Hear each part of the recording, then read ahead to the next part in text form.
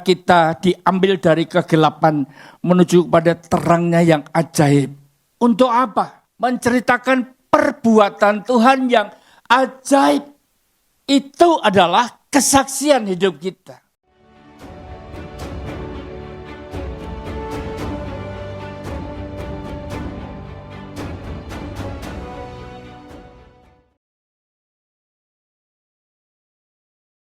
Tahun 2026 adalah tahun, tuh ada yang belum dengar, belum tahu. Tolong yang sebelahnya nggak bersuara katakan bisik-bisik, tahun 2026 itu tahun amanat agung. Cimpria. Nah gitu ya.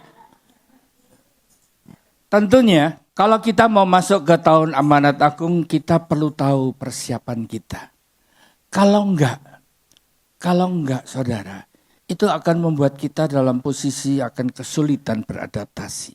Contoh sederhana, kalau hari ini saudara sudah berada di Hong Kong dan mau bekerja di keluarga Hong Kong, tentunya ada bahasa yang menjadi andalanmu. Kalau enggak kantonit, Inggris.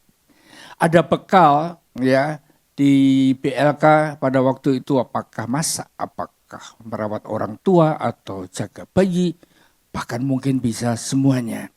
Itu menjadi bekal pada waktu kalian berangkat. Kalau enggak dilengkapi dengan itu sampai di sini, maka bisa dibayangkan betapa ruwetnya, kacaunya pekerjaan yang saudara lakukan selama di Hong Kong. Bahkan tidak menutup kemungkinan hari kedua pulang kembali ke Indonesia. Oke, dari situ saya ingin ajak kita bersama merenungkan. Kita lihat diri kita punya bekal apa enggak? Bekal yang kita perlukan untuk saudara dan saya masuk ke dalam tahun amanat agung. Kita perlu cek, kita perlu temukan, kalau belum ada, ya kita bisa mendapatkan waktu itu untuk mempersiapkan diri. Hal yang pertama, kita lihat, saya tulis di sana itu adalah firman dan kesaksian hidup kita. Sebagai imamat rajani, 1 Petrus 2:9, yang mana kita diambil dari kegelapan menuju kepada terangnya yang ajaib.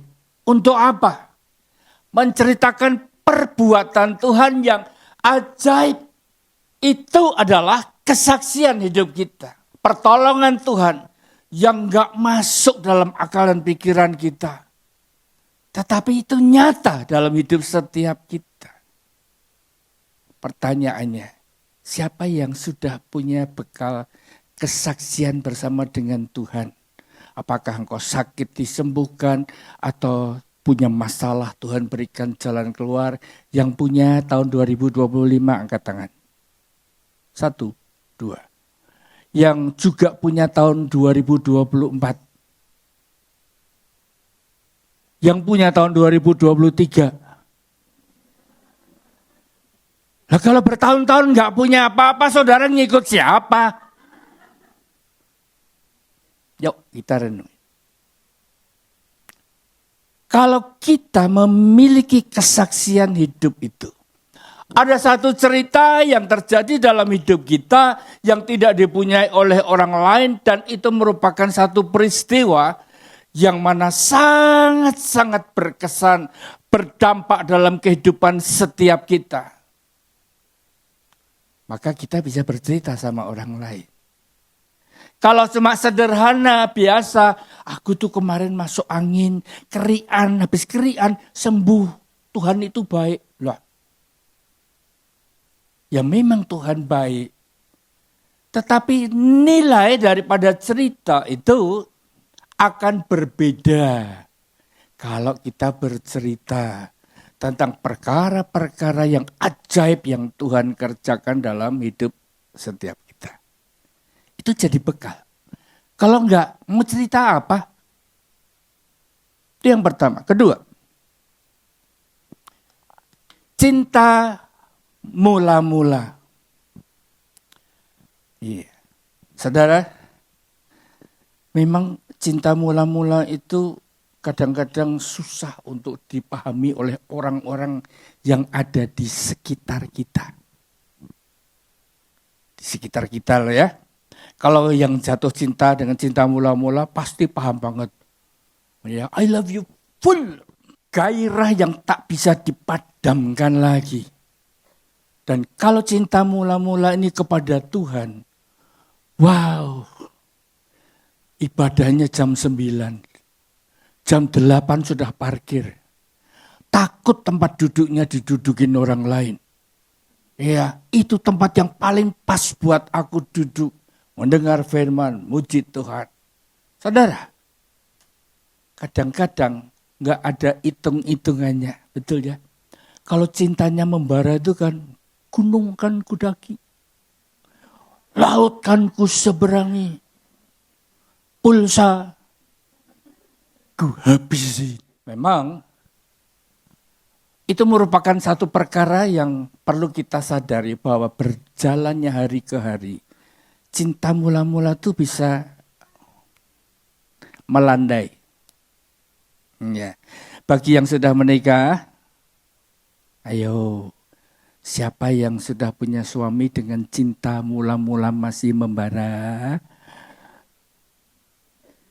Berani angkat tangan? Belum nikah kok, selamatlah kalian belum nikah. Ya. Tetapi bagi yang sudah menikah pasti ngerti. Apalagi tahun kelima, anaknya 5. Ya, kembar 2 kali.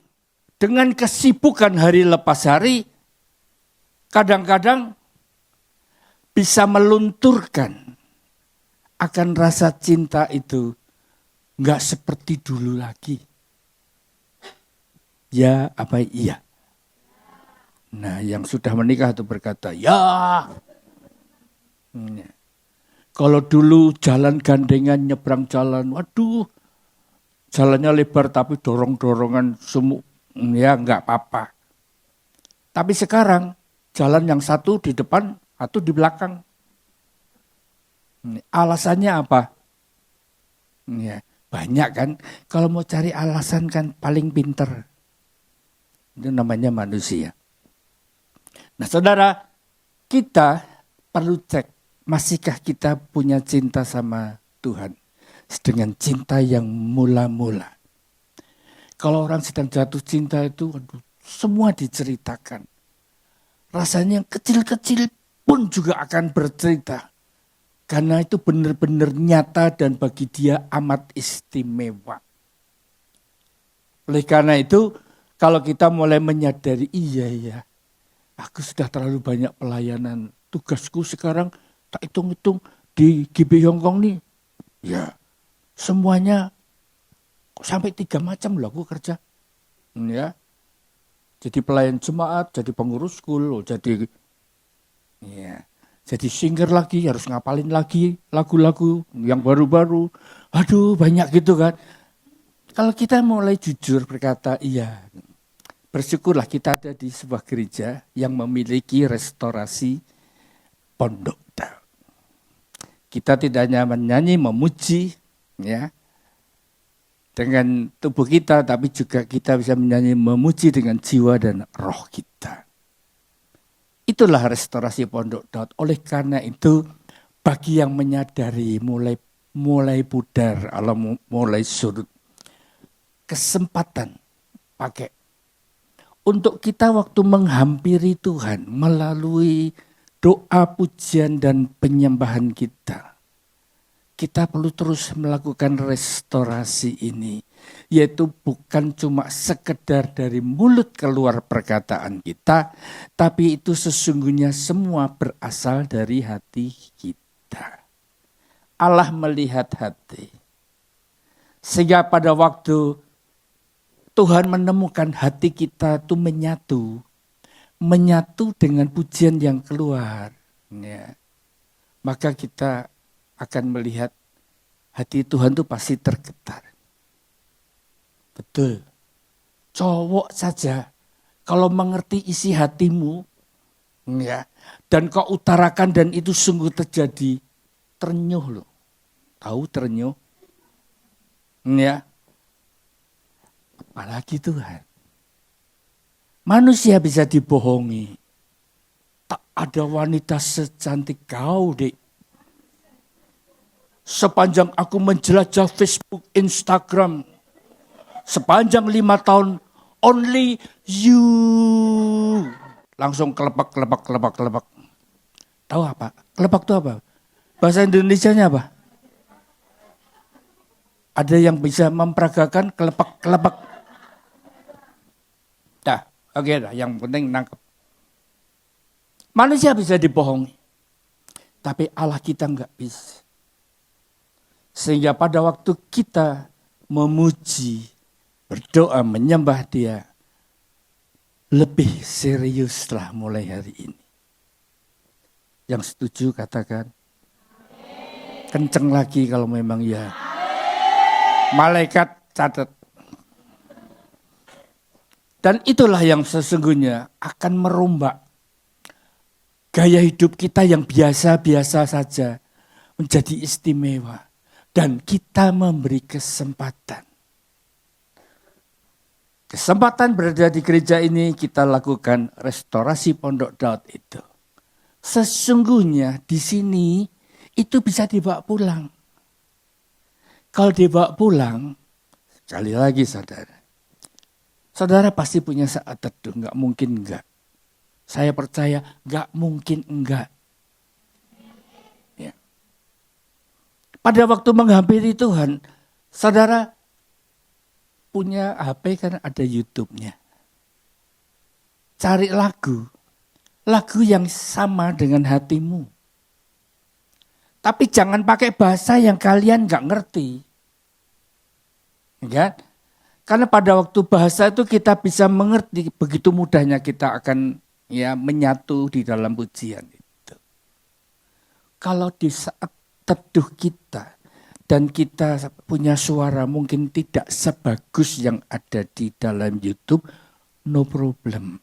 Tuhan gak melihat suara kita, Tuhan lihat hati kita. Pada waktu kita menyatu dan kita menemukan, itu seperti kita ini bertemu dengan Tuhan dan ngomong langsung sama Tuhan seperti pujian yang kita ikuti melalui pesawat telepon kita. Nah, kalau itu kita alami, saya yakin cinta mula-mula itu ada strumnya, saudara. Tahu strum? Strum. Mengingatkan kita kepada apa yang telah Tuhan kerjakan dalam hidup ini. Kita lewati dengan bungkir balik mungkin. Tapi pada waktu kita menemukan kebenaran firman Tuhan, Tuhan menetapkan langkah orang-orang yang hidupnya berkenan di hadapannya. Kalau toh jatuh enggak akan sampai tergeletak. Karena Dia punya tangan akan menopang saudara dan saya. Dan kita ada sebagaimana kita ada saat ini semata-mata hanya karena kasih dan kemurahan Tuhan.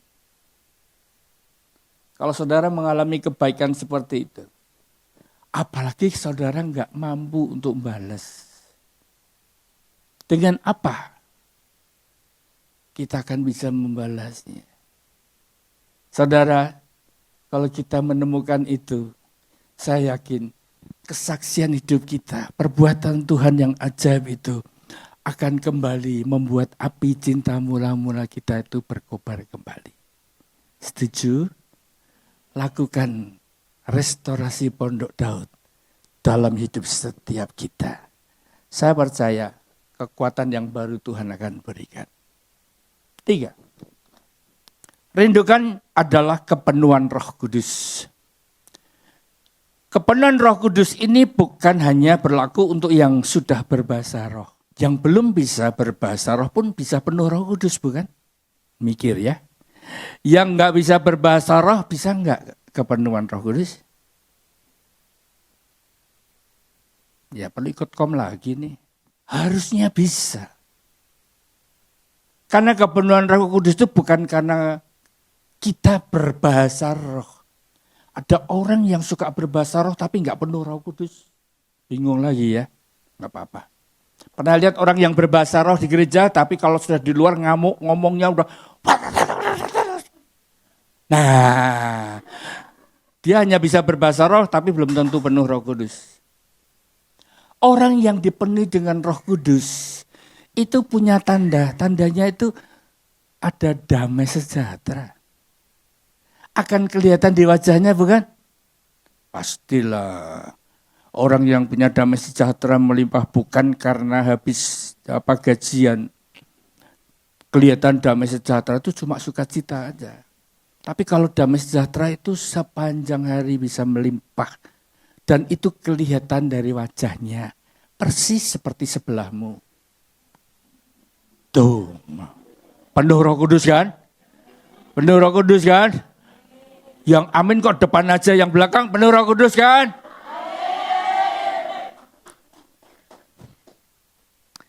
Hanya orang yang penuh Roh Kudus yang berani memberitakan firman Allah dengan berani. Itu ada Kisah pasal 4 ayat 31. Sehingga kalau kita rindukan untuk bisa mendapatkan firman dan kesaksian hidup kita ada, kita perlu membangun cinta mula-mula kita ini. Dan rindukan senantiasa penuh dengan Roh Kudus. Maka orang-orang seperti inilah yang akan mendapatkan persiapan, bekal yang paling baik untuk masuk di dalam tahun amanat agung. Dalam amanat agung ini kita semua sudah tahu, pasti semua sudah hafal. Ya. Ini merupakan ayat yang entah berapa kali ya senantiasa kita dengar baik dari warta maupun juga dari firman yang dibagikan atau sharing cool di lapangan. Saya ajak saudara untuk membedahnya lebih dalam. Pertama, kita lihat segala kuasa di sorga dan di bumi. Ada di dalam tanganku. Siapa yang berkata demikian? Yesus, dan dia memberikan perintah. Saya percaya kalau kita melakukan perintahnya, pasti kuasa di sorga dan di bumi kepada yang diberikan kepada Tuhan Yesus yang memberikan perintah kepada kita akan menyertai saudara dan saya. Musim dingin memang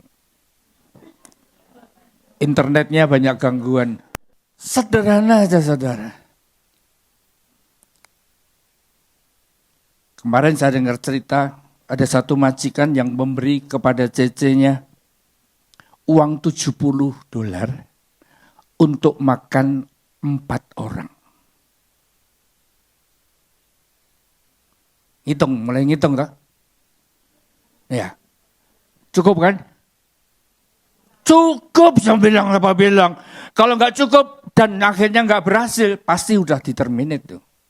Dia masih bisa bersaksi, dia masih bercerita bahwa dia bisa menyelesaikan semua makanan untuk 4 orang.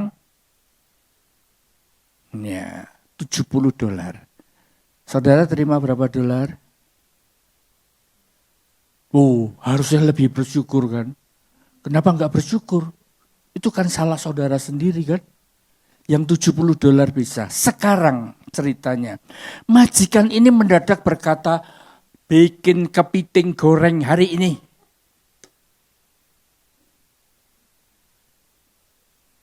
Dikasih $70. Ayo yang terima 200, kalau majikan minta kepiting untuk 2 orang di rumah. Nah, perlu duit berapa?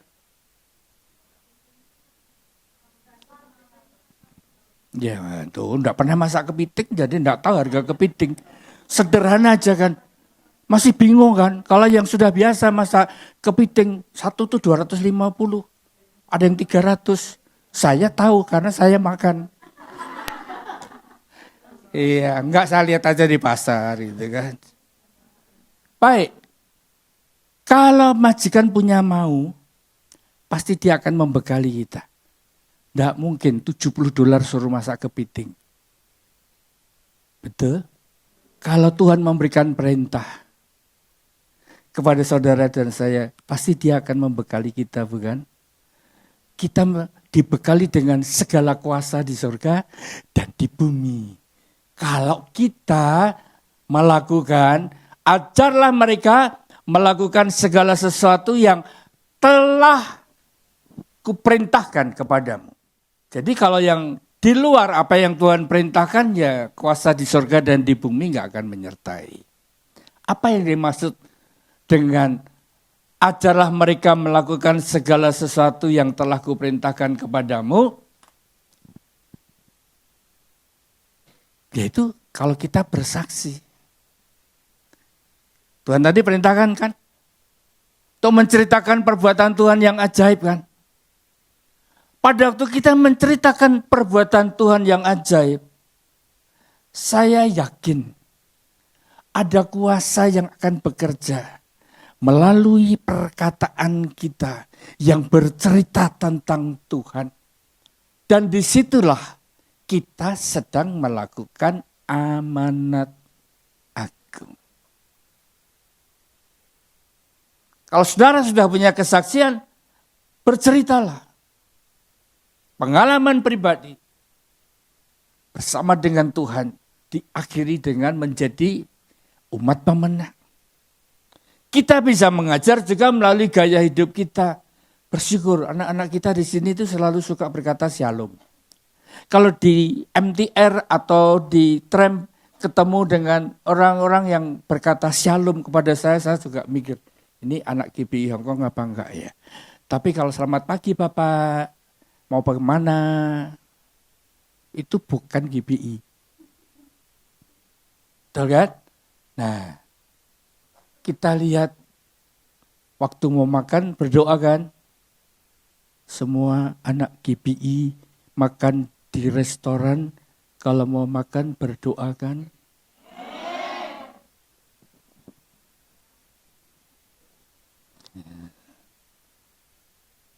Ada yang saking laparnya,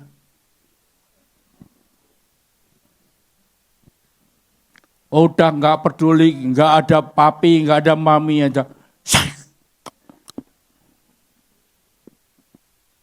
Kadang-kadang saking laparnya bisa terjadi habis 1 sendok baru ingat, Tuhan ampuni aku Tuhan, aku kebablasan ini tadi, sorry silap Tuhan.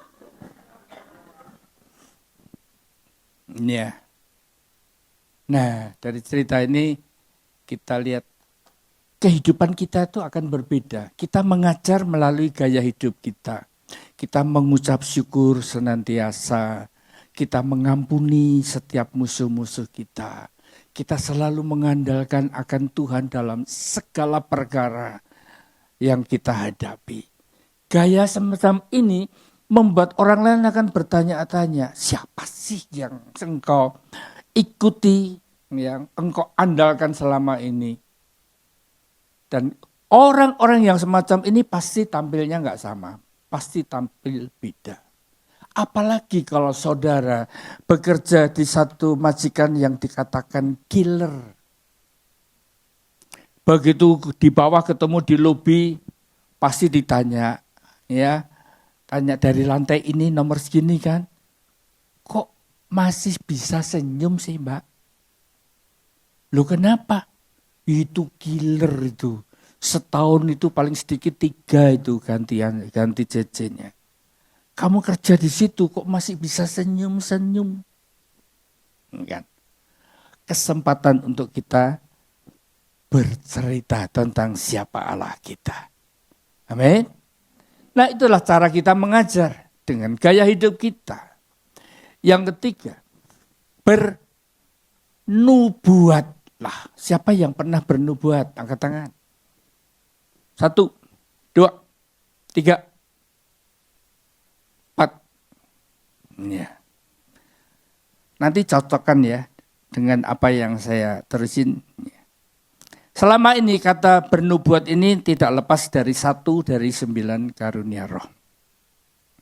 Memang ada orang-orang yang Tuhan pakai untuk menjadi nabi atau menjadi nabiah. Bernubuat yaitu menyampaikan isi hati Tuhan kepada seseorang dan pada akhirnya terjadi, maka inilah yang namanya nubuat. Dari cerita begini, waktu kita mendengar kata bernubuatlah, mikir bernubuatlah. Karena kebanyakan kata bernubuat ini gambaran seseorang yang tumpang tangan dan berdoa. Hai anakku, Tuhan berkata bahwa hatimu sedang direndahkan. Ketahuilah, yang dikehendaki Tuhan adalah rendahkanlah hatimu di bawah tangan Tuhan yang kuat, supaya engkau ditinggikan pada waktunya. Tuh, amin. Ada yang sedang direndahkan ini. Nah, tidak lama lagi sebelum pertengahan tahun depan, engkau akan mendapatkan apa yang diinginkan hatimu. Amin. Wah, langsung pikirannya kemana-mana nih. Apa yang kau inginkan dalam hatiku? Aku mau beli tanah 1000 meter persegi. Aku mau punya pacar. Aku mau ambil keputusan siapa yang ku nikahi. Wah.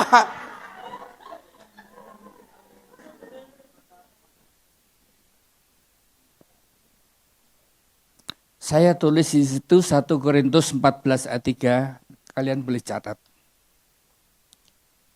Saya pasang status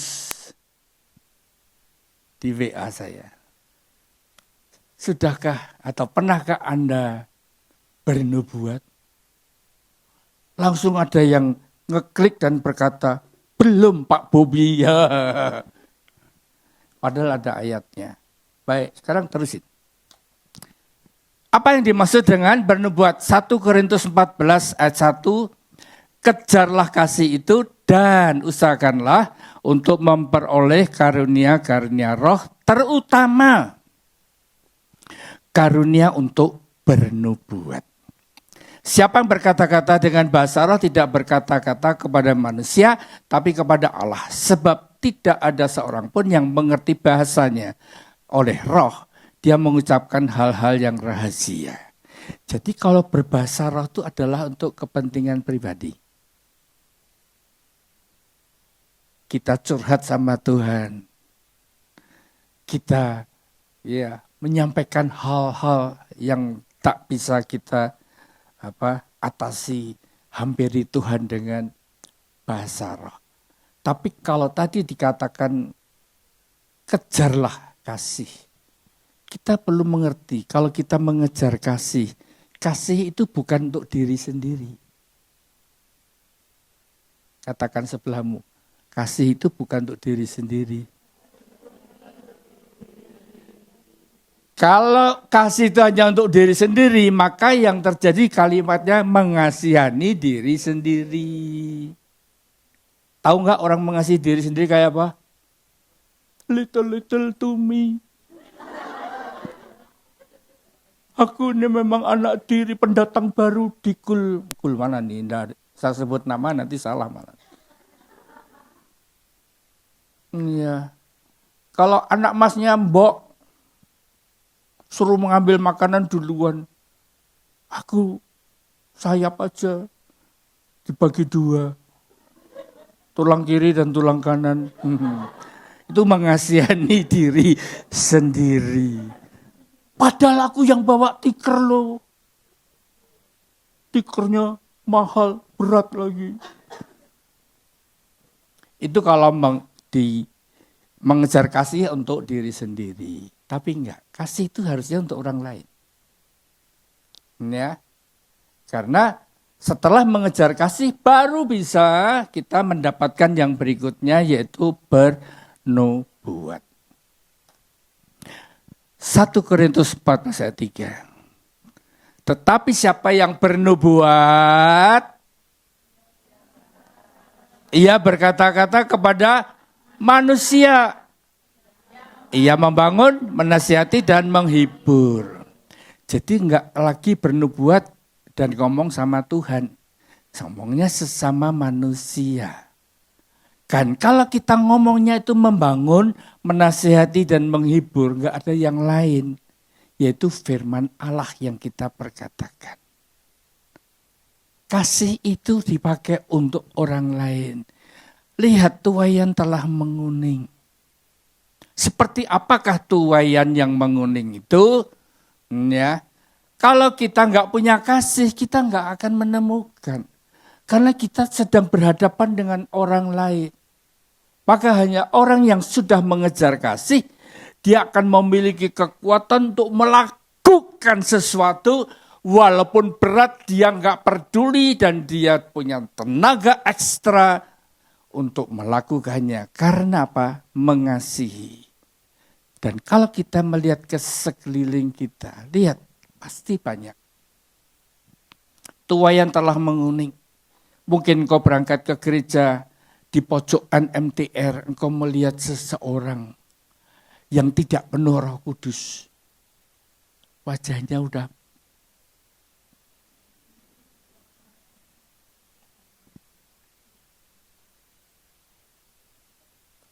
gak ada sukacita. Nah, tapi kalau saudara punya kasih, saudara akan digerakkan untuk mendatangi, akan menyapa. Mbak, dari Indo ya, kok kelihatannya sedih. Gak usah mikir takut. Gak ada urusanmu. Kaget kan? Tapi kalau engkau punya kasih, ngerti, wah ini tuaiannya mateng banget ini. Betul nggak? Betul kan? Atau saudara, gak melok-melok, ya wes. Gak nguras, gak bawa. Ya jadi ngomong ape-ape, bentak-bentak. Atau model gitu?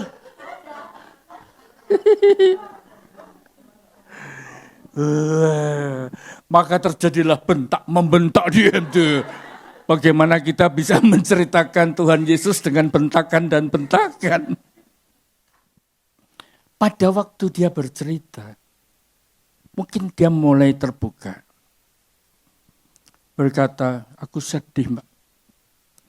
Majikanku hari ini mengancam mau poking. Tahu poking? Panggil polisi. Karena aku dituduh mencuri. Nah, maka kesempatan saudara bercerita. Apalagi kalau engkau pernah mengalami mau dipoking. Sama Mbak. Hanya saya tahu. Saya tidak melakukan seperti itu. Mbak ngelakuinnya gitu enggak? Ya enggak lah. Masa aku mau kerja di sini cari uang kok malah mencuri? Kalau enggak, tenang. Aku dulu juga sama. Dipanggilin polisi datang. Malah saya telepon gembala saya. Sambil nangis-nangis. Habis itu saya ketawa. Karena dia ngomong, iblis itu seperti singa yang mengaum-ngaum. Tapi singa itu ompong. Nah, bayangin singa ompong mengaum-ngaum. Kalau dikasih apel bisa dimakan? Ya bisa, cuma dikulum-kulum aja kan. Nah seperti itu, singa itu mendatangi. Ya hanya karena aku percaya Tuhan. Dan saya berkata, oh ternyata begitu ya. Tak bisa berdaya setan yang mencoba menghancurkan hidupku dengan poking polisi. Justru akan membuktikan bukan aku yang ngambil duitnya. Jadi tenang. Mau tak doain? Wah, saudara, justru seperti itulah sesungguhnya. Kita mengajar kepada orang-orang ini dengan apa yang telah diperintahkan kepada kita. Sehingga pengalaman, kesaksian hidup kita, itu kita bisa pakai untuk masuk ke tahun amanat agung. Percayalah Tuhan banyak. Percayalah tuaian banyak. Percayalah, tuaian banyak. Kurang gemes saya.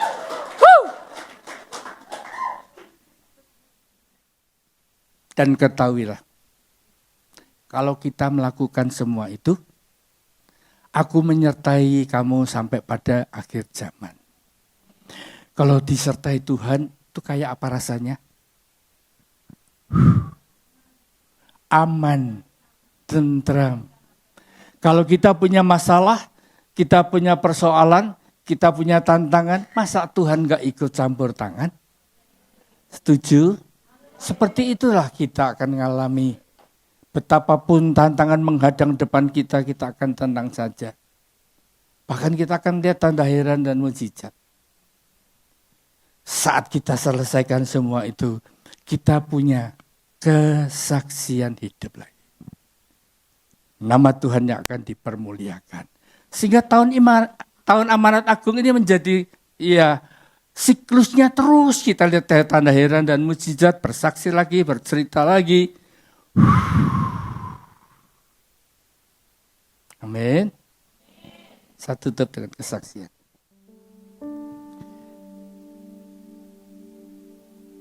Beberapa kalian ada yang tahu bahwa saya barusan punya cucu kedua. Kalau saya berkata saya mengasihi cucu saya, saudara percaya bukan? Untuk itulah kami terbang 9 jam untuk mendarat di Australia, menantikan kehadiran cucu kedua.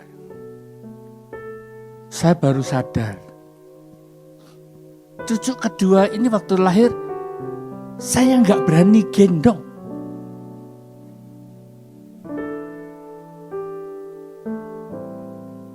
Sehingga pada waktu cucu itu ditaruh di tangan saya, waktu mau pulang dari rumah sakit, saya pegang begini sambil duduk di kursi, kaku semua badan saya.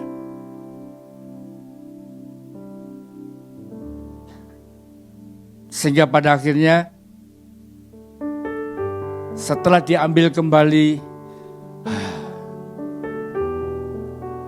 tapi hati saya kan berkata gini, masa sama cucu kamu kayak begitu?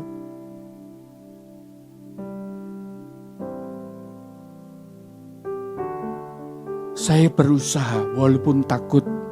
Karena apa? Anak saya dulu ya waktu masih kecil, saya gendong, dia tendang bagian dada saya, hampir mencolot saudara. Sehingga saya wah gitu kan. Saya takut seperti itu terjadi. Tapi karena kasih, saya mencoba menerobos rintangan itu. Setuju? Sampai dibawa pulang ke rumah, baru saya mulai belajar. Coba-coba gendong lagi. Saya baru tahu saudara, pada waktu ada cucu ditaruh di tangan saya. Bahkan saya kadang-kadang berjalan dan berdiri. Mendadak ada perkataan yang gak pernah saya ucapkan itu muncul. Sambil gendong. Saudara yang punya anak kecil, kalau gendong bayi ngomong apa?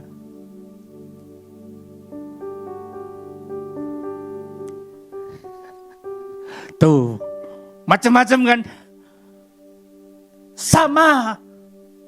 Saya juga ngomong perkataan yang gak pernah saya perkatakan selama di GBI Hongkong.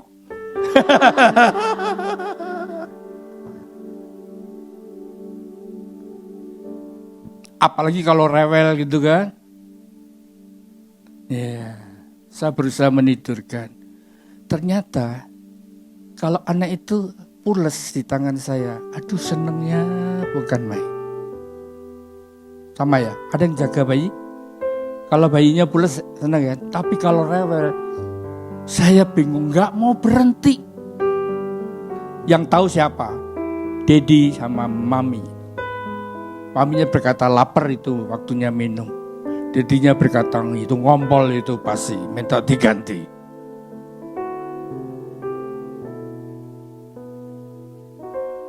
saya jadi ingat. Bernubuatlah. Daripada ngomong yang macam-macam yang enggak ngerti artinya.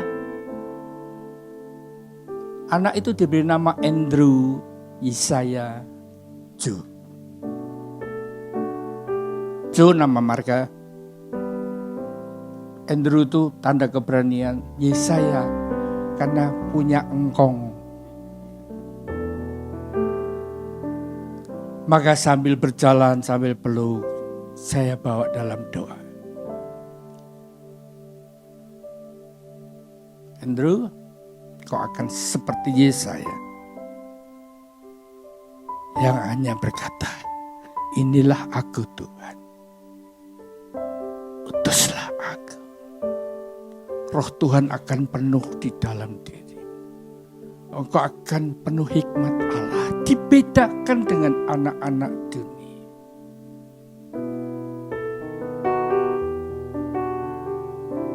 Pada waktu itulah saya mulai mengerti.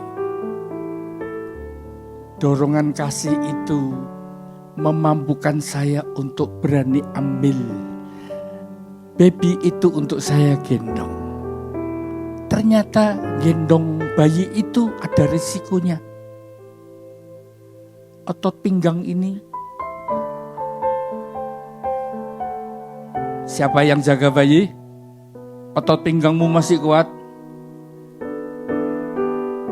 Walaupun seperti itu bukannya menahan saya untuk tetap bisa gendong dia, bukan? Betul? Begitu pula kalau kita mengasihi Tuhan, walaupun dibentak-bentak di MTR, gara-gara kita menyapa tuayan yang sedang menguning tadi, kita nggak pernah kapok. Karena ada kasih yang mendorong kita untuk membebaskan orang ini supaya mengenal nama Tuhan, Raja yang di atas segala raja. Amin. Ambil keputusan. Kita membangun cinta dengan Tuhan melalui pujian. Jangan cuma nyanyi, tapi memujilah. Karena itu keluar dari hati kita. Sehingga waktu kita hampiri Tuhan dengan pujian yang keluar dari hati, menyatu di dalam suara yang kita bawa ke hadapan Tuhan, maka kita akan rasakan Tuhan pasti akan melawat kita. Amin. Amin. Mari kita tundukkan kepala. Menyembahmu Tuhan dan Rajaku, memujimu Yesus kekasih jiwaku, mengikutimu seumur hidupku, di hadiratmu bahagiaku penuh menyembahmu. Mari yang mau memuji Tuhan dengan segenap hati, bangkit berdiri, angkat tanganmu, angkat hatimu, hampiri Tuhan. Biar api cinta mula-mula kita ini menyala.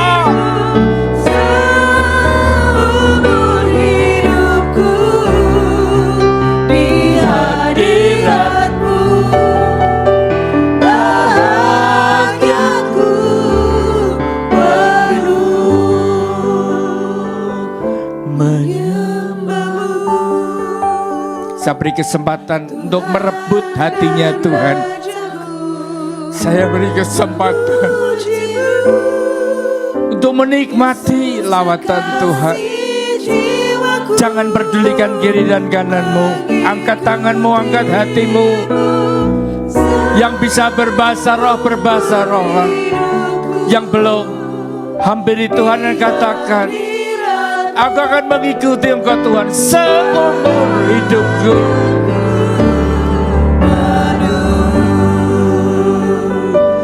Menyembahmu Tuhan dan kinaralamata. Yesus. Yesus kekasih Yesus. jiwaku, mengikutimu seumur hidupku, di hadiratmu